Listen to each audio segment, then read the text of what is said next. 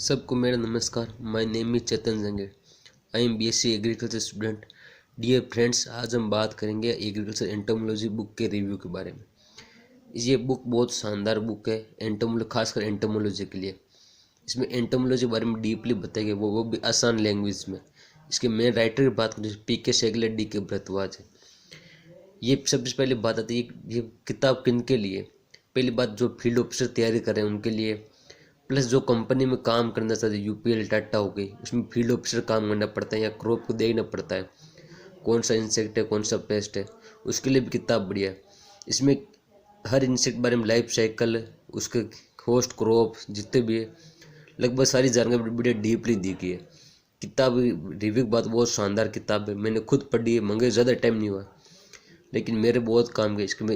इस किताब मैंने थ्रिप्स के बारे में पढ़ा, थ्रिप्स, माइट, कैटरपिलर आदि बारे में पढ़ा, और बहुत सारे इंसेक्ट हैं। अगर इस किताब में जैसे इंडेक्स खोल के बात करूँ तो इंडेक्स, जैसे इंडेक्स खोलते हैं, जैसे इसमें मेन 21 चैप्टर है।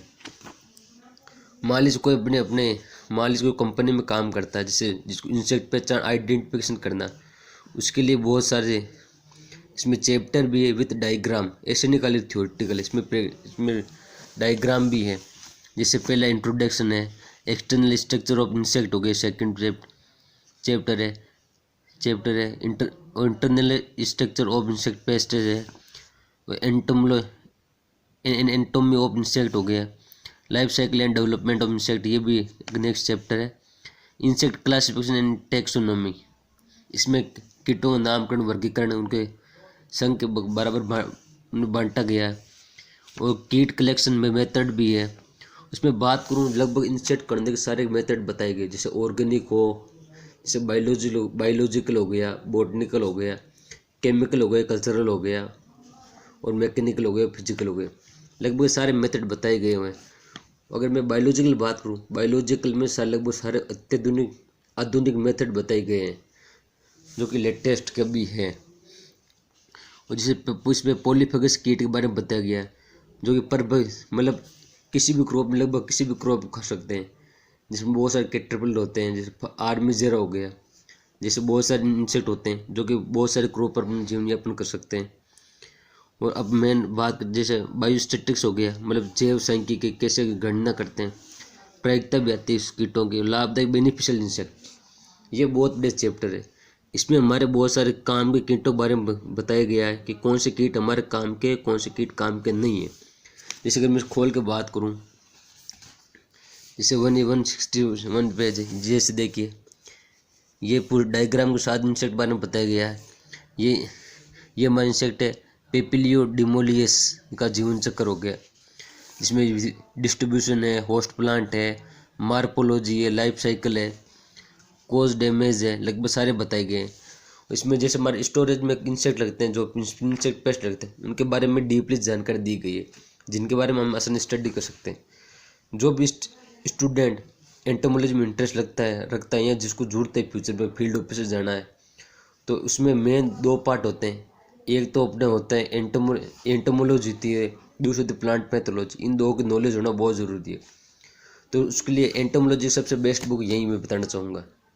इस किताब आप फ्लिपकार्ट से आराम से मंगा सकते हैं, और किताब बहुत शानदार है। मैं इसकी रेटिंग बात करूँ, मैं तो उसे 5 में से 5 देना चाहूँगा, क्योंकि इस किताब में नॉलेज बहुत शानदार है, वो भी आसान लैंग्वेज के साथ।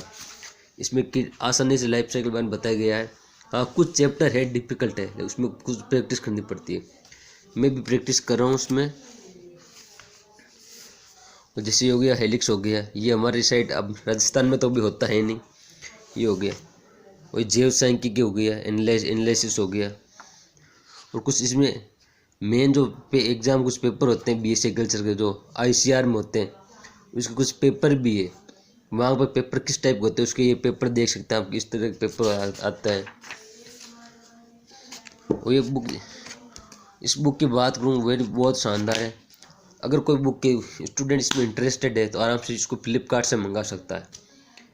और ये बुक आईसीआर द्वारा छापी गई है। जो भी राइटर आईसीआर के बड़े टॉप के प्रोफेसर हैं, उनके परिचय बात करूँ,